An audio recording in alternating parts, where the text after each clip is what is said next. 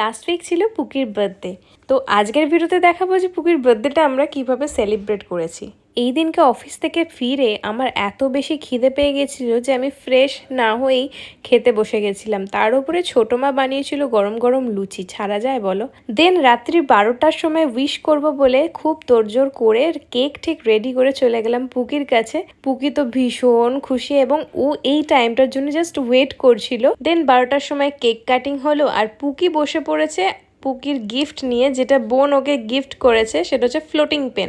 যবে থেকে ইউটিউবে এই ফ্লোটিং পেন দেখেছে তবে থেকে ওটা ওর বায়না ছিল। তারপরে নেক্সট ডে মানে বার্থডে দিনকেই পুকির গিফটটা চলে এসেছিল। যেহেতু পুকি ডান্স করে তো সেই জন্য ওর মেকআপের ভীষণ প্রয়োজন পড়ে, তো সেই কারণে আমি ওকে কিছু ছোট্ট মেকআপ কিট গিফট করেছি, যেটা ওর রেগুলার বেসিসে মেকআপের জন্য কাজে লাগতে পারে।